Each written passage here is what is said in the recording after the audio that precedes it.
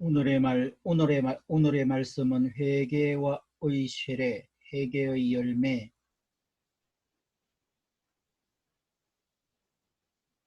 누가복음 3장 1절부터 9절 말씀까지 살펴보도록 하겠습니다.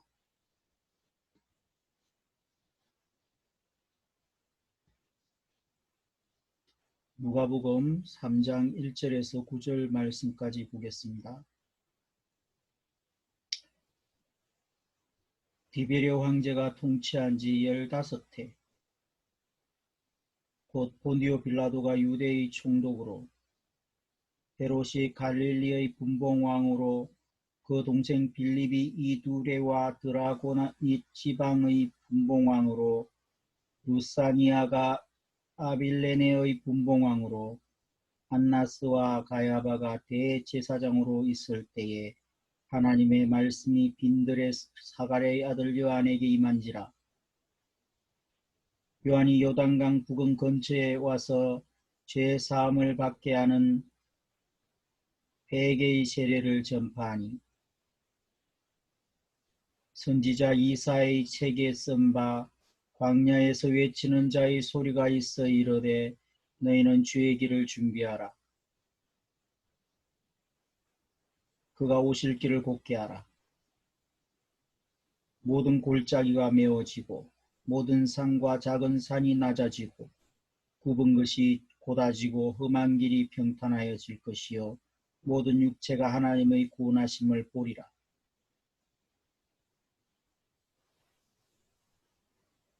함과 같으니라.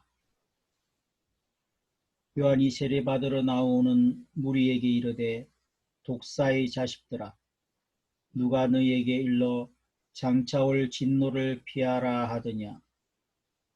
그러므로 회개에 합당한 열매를 맺고 속으로 아브라함이 우리 조상이라고 말하지 말라. 내가 너희에게 이르노니 하나님이 너희 이 돌들로도 아브라함의 자손이 되게 하시리라. 이미 도끼가 나무 뿌리에 놓였으니 좋은 열매 맺지 아니하는 나무마다 찍혀 불에 던지리라. 누가복음 3장 1절에서 9절 말씀 요약을 하겠습니다. 디베레오 황조 15년, 본디오 빌라도가 유대 총독으로 헤롯이 갈릴리 분봉왕으로 다스릴 때 하나님의 말씀이 광야에 있던 요한에게 내립니다. 요한은 요단강 전역에서 죄 용서를 위한 회개의 세례를 전파합니다. 그는 하나님의 진노를 피할 수 있도록 회개에 알맞은 열매를 맺으라고 선포합니다. 누가복음 3장 1절에서 9절까지 말씀의 제목은 회개의 세례, 회개의 열매입니다. 1절 말씀부터 6절 말씀까지 살펴보도록 하겠습니다.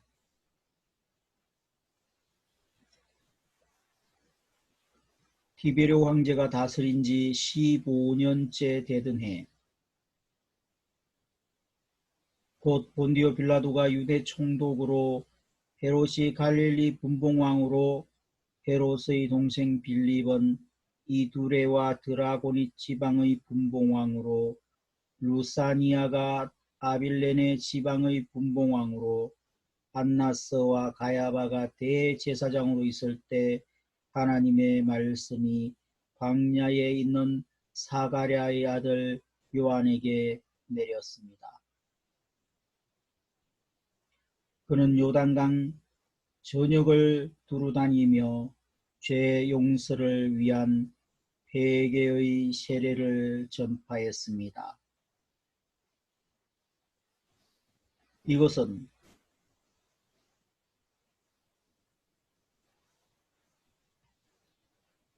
예언자 이사야의 책에 기록한 것과 같습니다. 광야에서 외치는 소리가 있다. 주의 길을 예비하라. 그분의 길을 곱게 하라. 모든 골짜기는 메워지고 모든 산과 언덕은 낮아질 것이며 굽은 길은 곧아지고 험한 길은 평탄해질 것이다. 그리고 모든 사람들이 하나님의 구원을 보게 될 것이다. 3장 1절에서 6절 말씀의 제목은 회개의 세례와 제사함입니다. 죄사함은 우리에게 평안과 회복을 가져다 줍니다. 우리는 하나님 앞에서 죄를 짊어지고 살아갈 수밖에 없는 죄인입니다. 죄인이 살 길은 회개하고 하나님께 돌이키는 것입니다. 세례 요한의 사역은 사람들을 회개로 이끄는 것입니다. 이는 사가랴의 예언을 통해 드러난 바 있습니다. 세례 요한은 요단강 전역에서 죄 용서를 위한 회개의 세례를 선포합니다. 물속에 들어갔다 나오는 세례의식은 죄에 죽고 하나님을 향해 다시 살게 되었음을 나타내는 표징입니다. 온전한 죄 사함은 예수님의 십자가를 통해 이루어질 것입니다. 요한의 세례는 유대 사람에게로 국한되었지만 예수님의 구원은 모든 사람들에게 미칠 것입니다. 이 점에서 세례 요한은 예수 그리스도의 선구자로 온 세상에 미칠 죄 사함의 은혜를 알리는 나팔수입니다. 세례의식이 주는 의미는 무엇이며 세례받은 이후 어떤 변화를 경험했나요? 죄에 대해 죽은 사람으로 살아가고 있나요?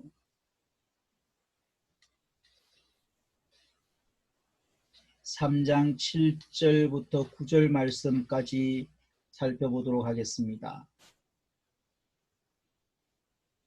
세례를 받으려고 찾아온 사람에게 요한이 말했습니다. 독사의 자식들아, 누가 너희에게 다가올 진노를 피하라 하더냐? 회개에 알맞은 열매를 맺어라. 속으로 아브라함이 우리 조상이다라고 말하지 말라. 내가 너희에게 말해두는데 하나님께서는 이 돌들로도 아브라함의 자손을 만드실 수 있다. 도끼가 이미 나무 뿌리에 놓여 있다. 그러므로 좋은 열매를 맺지 않은 나무는 모조리 잘려 불 속에 던져질 것이다. 3장 7절에서 9절의 말씀의 제목은 회개에 알맞은 열매입니다. 회개가 말만무성한 잔치나 외식에 거쳐서는 안 됩니다. 회개에는 변화된 삶의 열매가 맺어져야 합니다.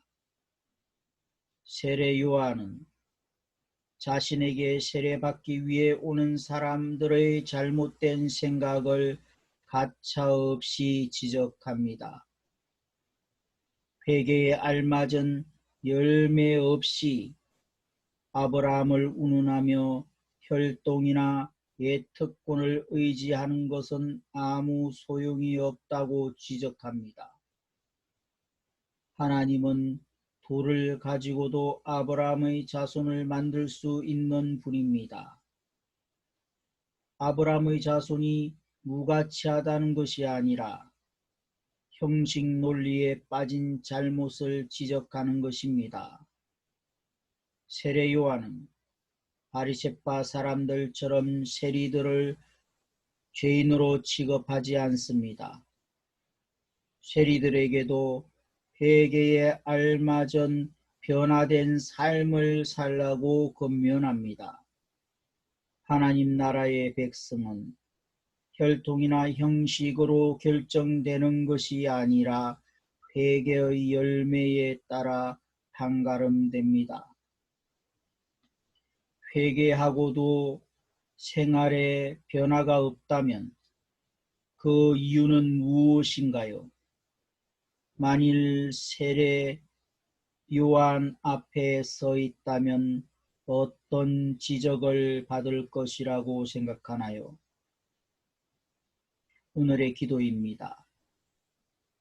잘못을 고백하고 회개하면서도 되돌아서면 잊어버리거나 합리화하는 데 급급했습니다. 작은 죄라도 심각하게 여기는 마음을 가지며 회개에 알맞은 열매를 맺도록 변화시켜 주소서. 묵상 에세이입니다. 그 나라의 시민답게. 유리천장이라는 말이 있습니다. 과거 미국에서 여성의 사회 진출을 막던 보이지 않는 장벽을 상징하는 표현입니다. 유리천장과 비슷한 의미를 가진 단어가 하나 더 있습니다. 대나무 천장입니다. 아시아계 미국인들의 미국 주류 사회 진출을 막는 인식의 장벽을 뜻합니다. 2010년 7월 아시아협회가 발표한 2010년 아시안 태평양계 미국인 기업체 조사에 의하면 미국 경제계에는 여전히 대나무 천장이 있다는 것입니다. 왜 그럴까요? 왜 한인 2세들을 포함한 아시아 태평양계 미국인들은 여전히 대나무 천장에 가로막혀 있을까요? 그 이유는 문화입니다.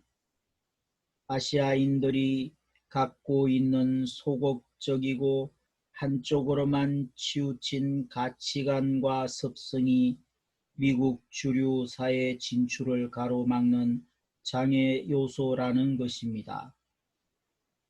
이러한 모습은 신앙생활에도 똑같이 적용됩니다.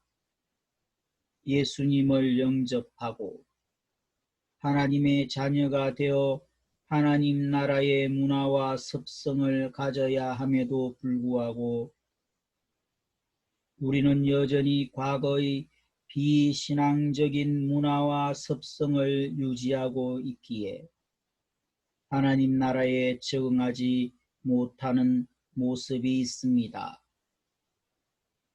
당신은 하늘나라 시민으로 얼마나 적응력 있는 삶을 살고 있습니까? 과거의 육신적인 습관과 문화를 버리고 얼마나 하늘나라에 맞는 삶을 살고 있습니까? 주님 오시는 그날까지 우리 모두에게 하나님 나라의 대나무 천장이 하나도 없기를 소망합니다.